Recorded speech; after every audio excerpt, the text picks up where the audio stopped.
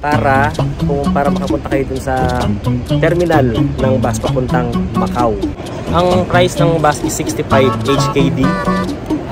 Pabalik din.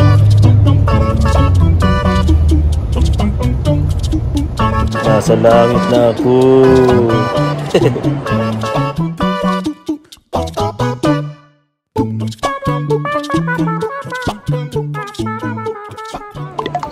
Hello, good morning mga kaberos. It's our day 3 na dito sa Macau, sa Hong Kong.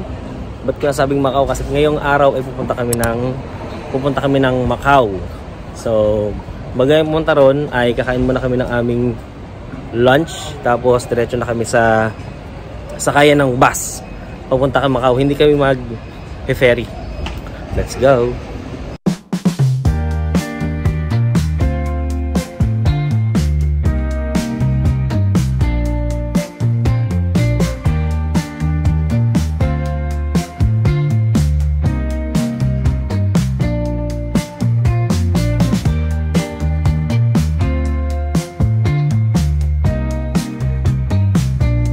Ito outfit natin ngayong araw para sa Macau travel natin. Naka polo shirt tayo ng Haas. Yan ang Haas. Isang brand ng shirt dito sa Thailand. Tapos white shorts. Tapos sa jam, Disney Princess ang atake niya ngayong araw. Ikot ka ito, ikot. Ayan, Disney Princess.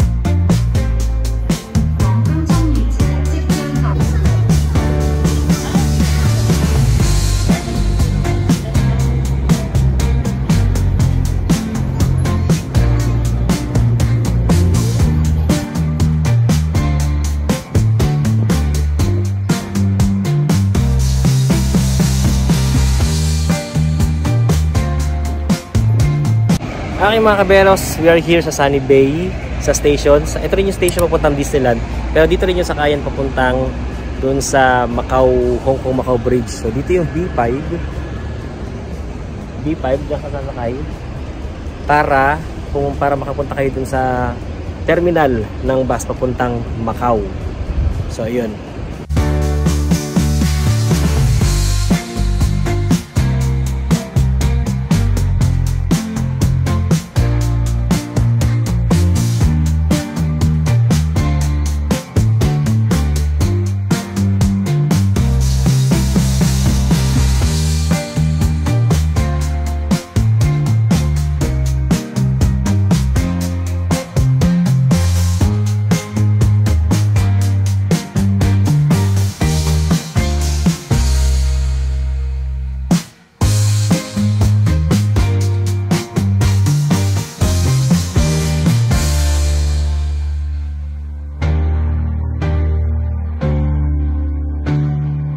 Ayan, welcome to Zhuhai Macau Terminal. Ito yung sakayan ng bus na puntang Macau.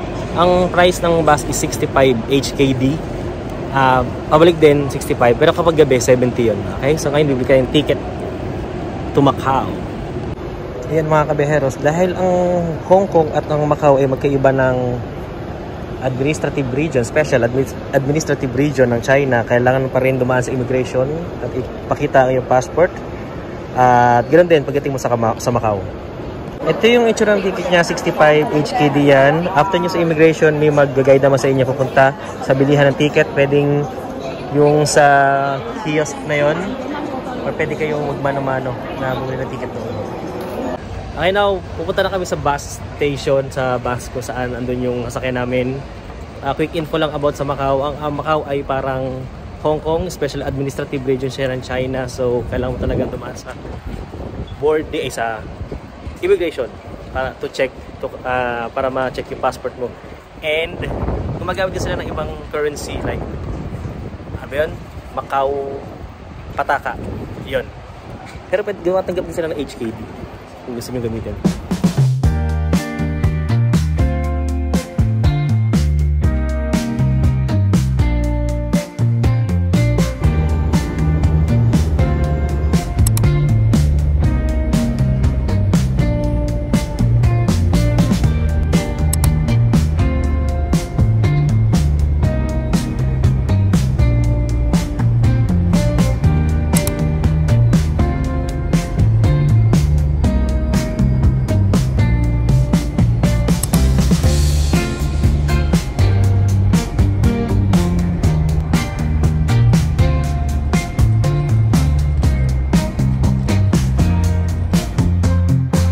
Welcome to Macau!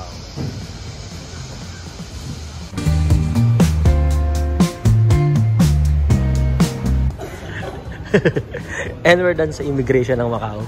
Tulad ng din sa Hong Kong, dito sa Macau, kailangan nyo pa rin i-present yung inyong passport. Ganun din naman, para kayo nasa airport. Ganun din naman, kasi nga ibang state na to. Kaya kailangan talaga ng passport. So ngayon naman, lalabas na kami, pupunta na kami sa city.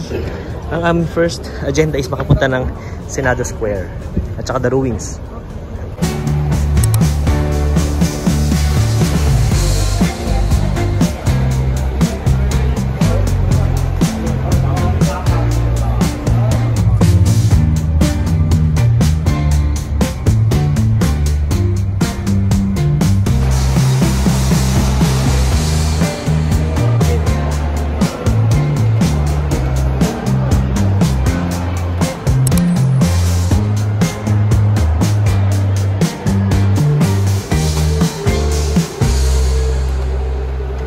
Our first hotel hopping ay dito sa The Venetian. Pinili naming sakyan ang free shuttle bus na pupunta dito sa The Venetian Macau. Dahil noon pa man, ito na talaga ang gusto kong makita dito sa Macau. Ilalapit ka ng hotel casino na ito sa Venice, Italy, kung saan inspired ang lugar na ito. Mistulan na para ka talaga nasa Europa dahil sa mga designs ng hotel na ito mula sa Hig, Haligi hanggang Kisame. May mahigit 3,000 na rooms and suites ang hotel na ito. Kaya naman isa ito sa pinakamalaking hotel casino sa mundo.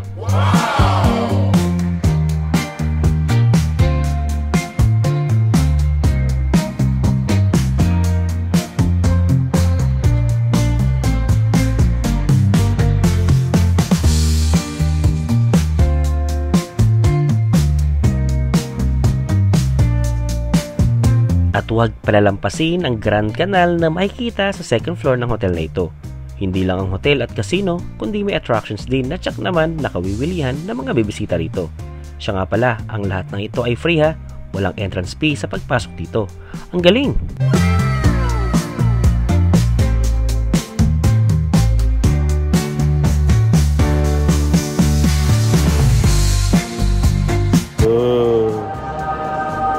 Nasa langit na ako.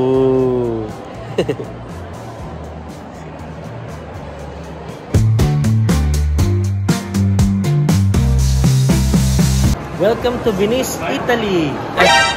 Welcome to McKinley. Welcome to the Venetian Macau.